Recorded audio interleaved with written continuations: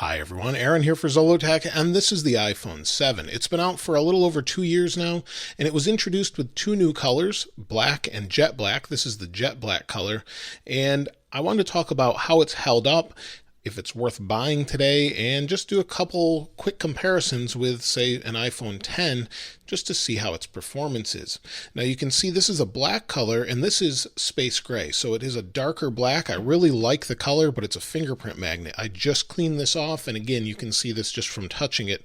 It's got fingerprints all over it again. Now this one's been protected in a case the entire time, and this one did introduce a little bit new design, new cameras, and we'll talk about that in a moment, but this doesn't have a scratch on it, and that's because it's been in an Apple silicone case the entire time, and it's held up well. I don't know if it was this case or another one. This is what it's currently in, but this one is held up really well and has been used since new. Now on the bottom where you have to plug it in, there's no scratches, nothing like that, nothing on the outside, and it's also been protected with a screen protector the entire time. So this one is held up exceptionally well. In fact, it looks brand new and feels brand new. There's not a dent on it, it's never been dropped, and it's really nice.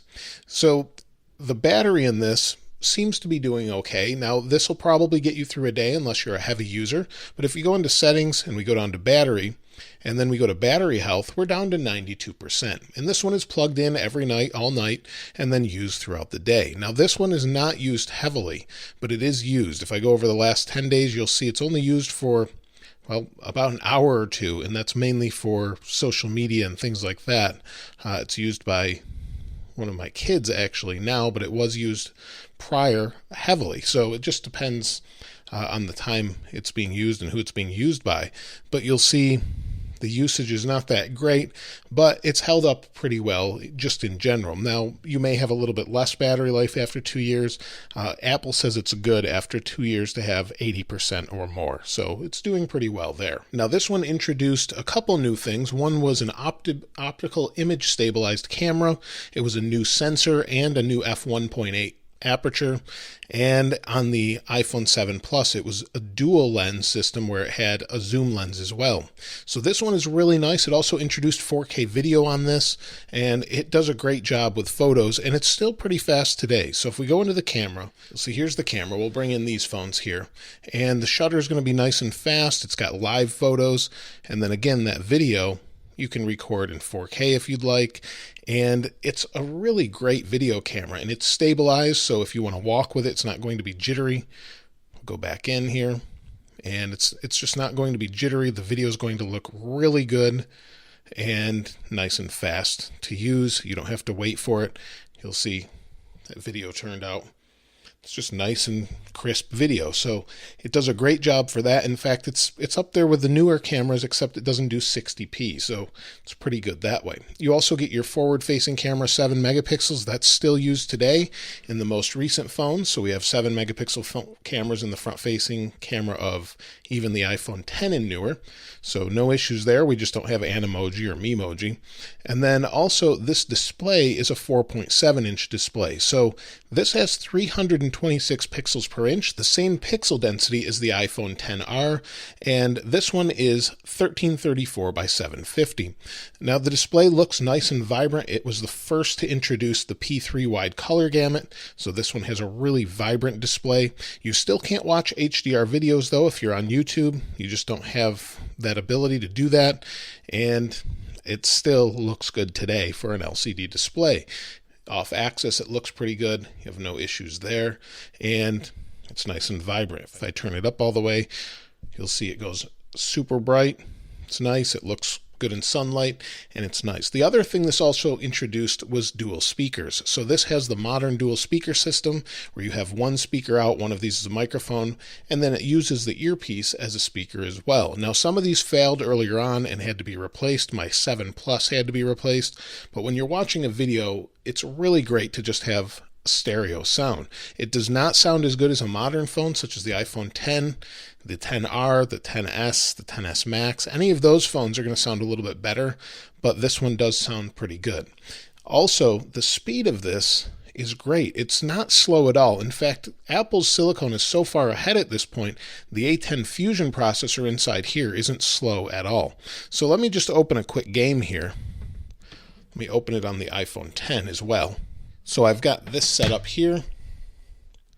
Let's open Minecraft on both. You'll see I'm already in. Let me close this out and we'll try it again.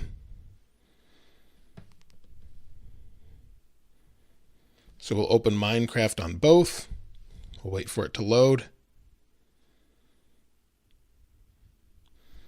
We'll hit play.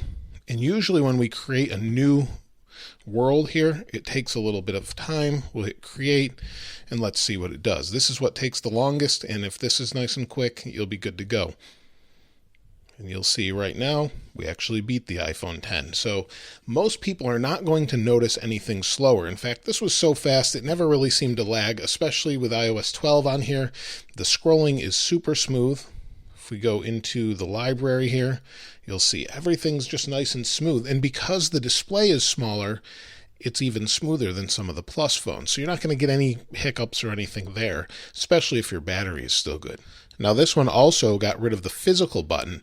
So this button here on the home button is still Touch ID, but it doesn't click. So it's more durable. It feels like it clicks, and you've got reachability if you double tap it but don't click it. And it feels like it's clicking, but it's not. So it works really well that way.